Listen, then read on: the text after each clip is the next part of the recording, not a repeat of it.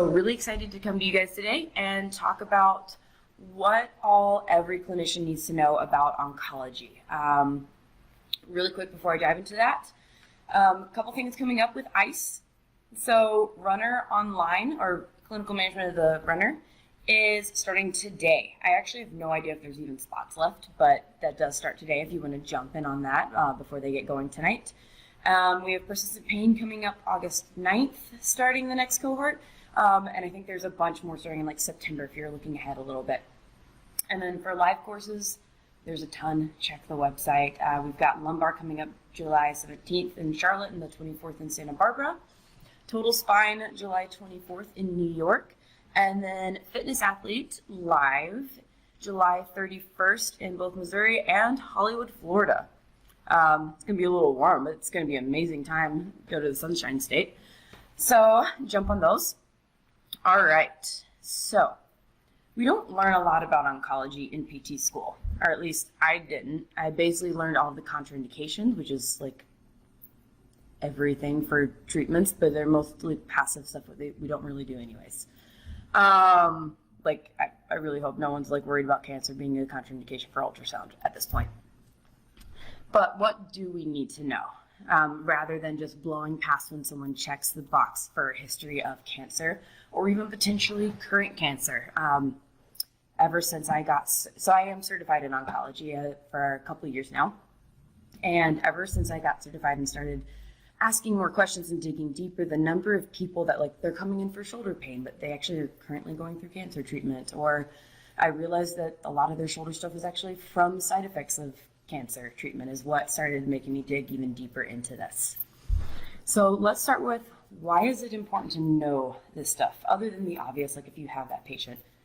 Unfortunately, cancer is growing significantly.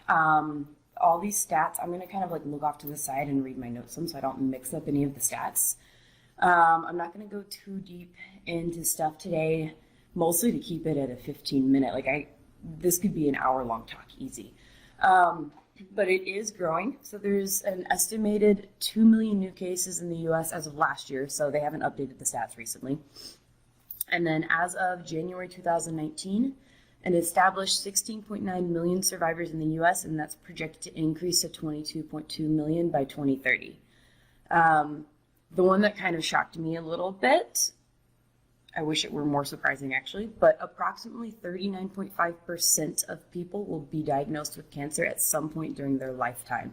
And that's based on 2015 to 2017 data, so that might have actually gone up a little bit by now. And then if you really dive into the research on medical bankruptcy, cancer is constantly at the top of that list, and it's mostly, some of it's treatments, but a lot of it is dealing with the side effects that are lifetime. And we could drastically help decrease that risk, which I'll go into kind of how that works out. The crazy thing, now I can't really fault the physicians, the oncologists in this realm, because their main goal is let's just keep this person alive. So there's not a lot of patient education. I've worked with a numerous amount of oncology patients at this point, and all of them say that they were not aware of the side effects to the extent that they actually occur, or they weren't aware that they didn't suddenly go away after a couple of years. There just isn't the education. They don't know that rehab is a viable option for them. Only 10% of those 17 million survivors in the U.S. are currently getting rehab, which is due to the lack of patient education and physician education on how we can help. And that's including the fact that since 2016, the cancer standards of care include having a rehab referral as soon as diagnosis happens. You want this pre-op. Pre-op, actually, even 1 to 2 visits for pre-op can improve functional tolerance, which will decrease the length of the hospital stay due to surgery, increase their outcomes post-op, and then decrease their number of ER visits post-op, which is a huge reason for that medical bankruptcy. MD Anderson did a study of over 5,000 survivors. I don't have the dates on this one, but I want to say it was around 2017, 2018, if I remember correctly, because this is a stat that I got when I got certified. They did a study of over 5,000 survivors to determine the most common health issues. Surprisingly, lymphedema is not on that list, which is typically when we think of oncology rehab, we think of lymphedema as a major thing that we would actually get a referral for. That's not the case. It's actually a small subsector. When you look at their top 10 complaints, it's still not on there. So the top 4, arthritis, cardiac or heart issues, which I will dive deep into that and why we should be a huge component of that, hearing, vestibular, and balance. I mean, we are well suited to help treat all of those. Those are the top 4 most common health issues that cancer patients and survivors state. Obviously, we know arthritis, we know balance. I'm not going to dive deep into how we help, but instead I'm going to focus on the cardiac issues that come up, and that's for a large majority. It's the most common chemo drug because it's the most severe and will not eradicate, but it will attack cancer very aggressively, has some major cardiac side effects with it. And then the hearing vestibular, which if you've heard Alex Germano talk, I can't remember how long ago she did one on vestibular, but really good info on that. Those can actually obviously change their fall risk. It increases it, which is the biggest cause of an ER visit post-cancer or even during cancer. So if we could help mitigate those costs, that would be huge. So I'm going to run through a few other things real quick. So as far as functional impairments, this is a STAR 2016 5-year meta-analysis looking at percent of cancer patients that report functional impairments. The number 1 is musculoskeletal pain, and that was over 50% of cancer patients reported that. Fatigue was 42%, balance issues 40%, weakness 40%, joint stiffness 35%, nerve pain 33%, gait disturbance 31%, difficulty with ADLs 28%, sexual dysfunction 28%, lifting and handling 24%, and then edema, which is what we generally think of for oncology, dropped to 15%. But if you listen to all of those others, why the hell are these people not automatically getting referred to PT, OT, and possibly speech as well? Especially for head and neck cancer, speech is huge for that. That's the main one that I would actually say I see more referrals for, but I really don't see PT very often unless there's someone in the area who's done a due diligence as far as going out and educating the physicians. So it's very cost effective. It saves the medical system tons of money. It saves that patient tons of money and time. All right, so like I said, cardiac is a big one. And this is where I remember getting certified and taking the courses for this and being like, holy crap, why don't we know this? So there are certain systemic chemo drugs that are more common than others. I'll dive into those a little bit, but cardiotoxicity is huge. So any chemo drug that ends with CIN, C-I-N, adriamycin is the big one. It's also nicknamed the Red Devil. A lot of times patients sometimes you get someone who really knows their chemo drugs. A lot of times you don't. But they will recognize if you say Red Devil or if they do take this red pill with it. So that's adriamycin. There's a bunch of others, but that's easily the most common one. And then a few of the targeted chemo drugs, like Herceptin, will also have cardiotoxicity as a side effect, including latent. So it's not just while they're taking it, but it could be 20 years down the road they suddenly have something with this. And here's the reason. While they are on that drug, if they push it too hard, so I know load is our love language, but this is a population where we actually do have parameters that we want them to stay in. So these drugs can cause damage to the left ventricular, which basically is going to drop their ejection fraction. And it could be during, but it also, like I said, it could be latent. It basically weakens the heart walls. And so the most extreme case I've heard is 10 years down the road, someone who went ham and worked out a ton while they were on this drug. 20 years down the later, within 2 days, ended up in congestive heart failure because their ejection fraction dropped to 20%, just overnight, which is nuts to me. Increased risk of heart attack, stroke. There's also changes in bone marrow, with those drugs. So you have decreased endurance, breathing issues. There's all kinds of stuff that we can work on. So I'm going to go over a very brief overview of like chemo drugs and side effects. Like I said, a lot of these patients are told that these side effects will go away after a couple of years, which is just grossly untrue. They could be forever. I've treated patients that it's like 30 years after their cancer treatment and they still have like CIPN, which is chemo-induced peripheral neuropathy. So without going too far, because I also don't expect anyone to be like jotting down like medical or like drug names as I say them. So anything that ends with platin, Platin, is going to cause peripheral neuropathy or has a high risk of it.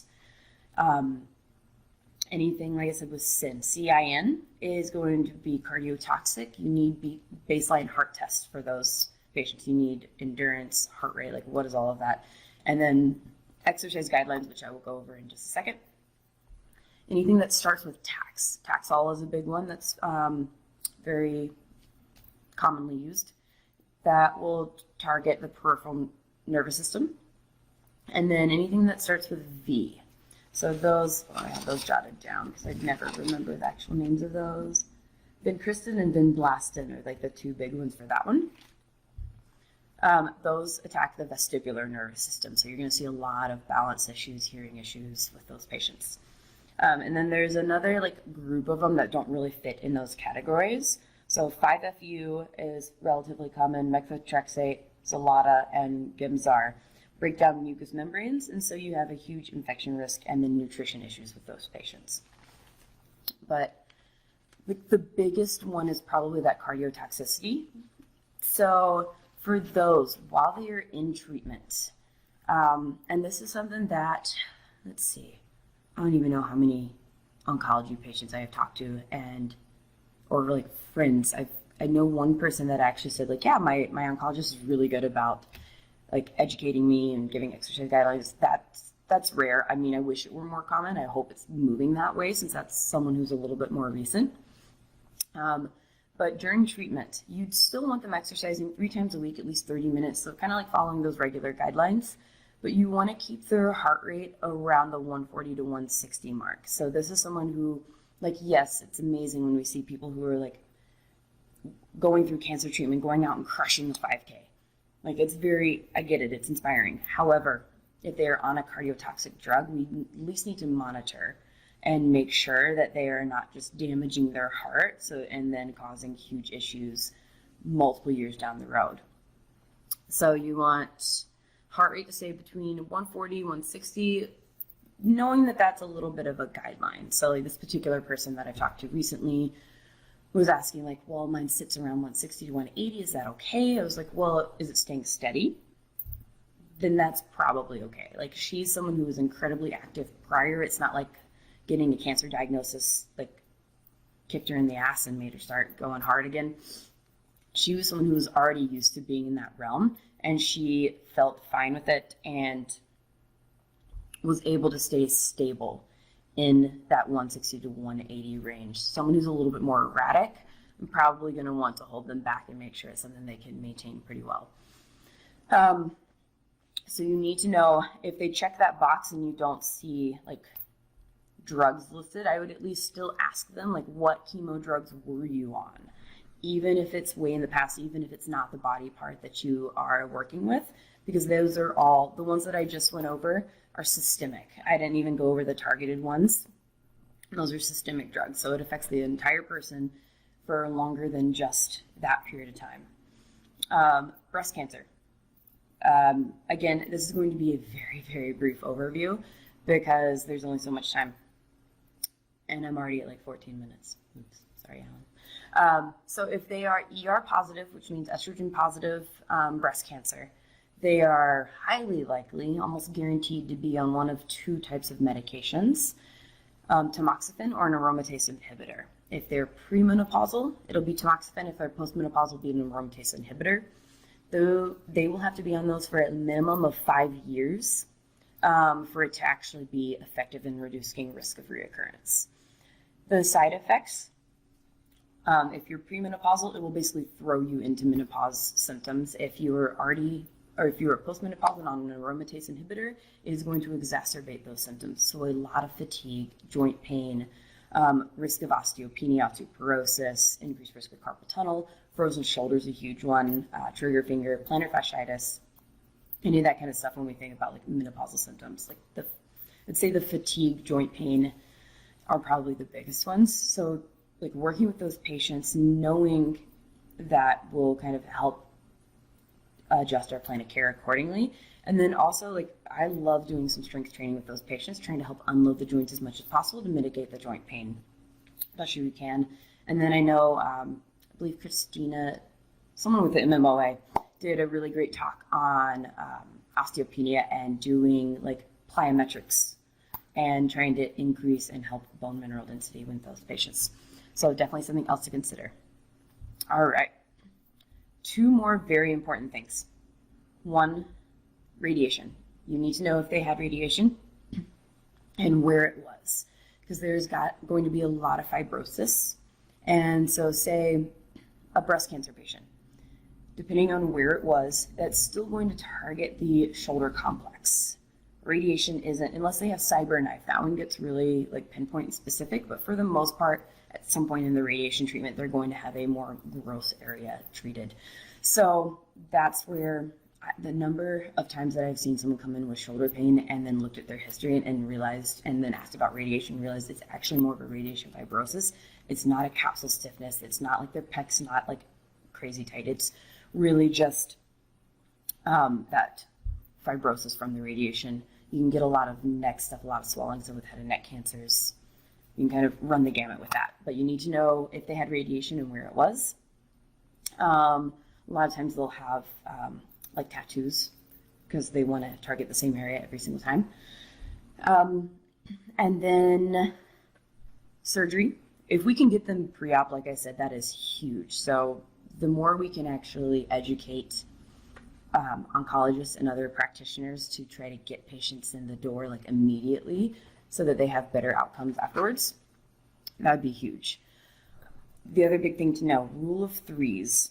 So you want to be able to help these patients and mitigate side effects as much as possible without interfering with treatment, obviously. So rule of 3s is where that comes in. You want to allow the patient to recover in between treatments. So you can start 3 weeks after surgery, radiation, chemo, like whatever it is. You want 3 weeks after. And then with chemo, if they are currently in chemo, you want 2 cycles before you see them again. So you can see them while they're going through treatments, but you need 2 cycles of chemo, and then they'll have like big gaps in between. So just think rule of 3s, 3 weeks after. The other thing, and this is especially important if you're treating someone and they have a new diagnosis of cancer. If they have a PET scan, you cannot see them that day. They cannot have PT because it will actually, any activity level can actually create false positives on that PET scan, which is not what we want. All right, let's see. So yeah, and I think the other one that we all know is like if there's surgery, like where their lymph nodes removed, whether it's breast cancer, anything in the leg, anything that's going to affect lymphatic flow. I feel like we all know that one. And then surgery, especially for breast cancer, if they had a reconstruction. Maybe I can actually do a Vice on this at some point so we can dive deep into like what the different surgeries mean. But the big one that a lot of patients will actually know is whether or not their reconstruction was pre or post PEC. They can go over the PEC or under the PEC. But if you're like working with your shoulder or something like that will actually make a difference if they get really big into strength training afterwards. Like if you turn them into a gym rat and they're doing chest all the time, it can actually move through implant up and out, which isn't ideal, obviously. So just knowing that you might have to do some like fascial releases in that area to mitigate implant moving on you. Funny enough, I've actually treated someone who realized I did this, and she is not a cancer patient, but has breast implants and started coming to see me just for that because she wanted to get into strength training. So I know that's a lot that I just threw at y'all in like 20 minutes, but just make sure, kind of go back, review, at least know the very basics of which chemo drug has what side effect, and then educating patients that those aren't necessarily short-term, they can be long-term, but we also can help mitigate them. PT is perfectly set up to do that, as well as OT. Talking about the cardiotoxicity, if they're currently or were ever on a cardiotoxic drug, so those SIN drugs, is huge. And then just knowing, because wherever they had radiation, wherever their surgery was, whatever chemo drugs they were on can drastically change your plan of care, regardless of what you were seeing them for. But then also being aware that they may be coming in for something, and their cancer treatment side effects actually played a part in whatever they have going on.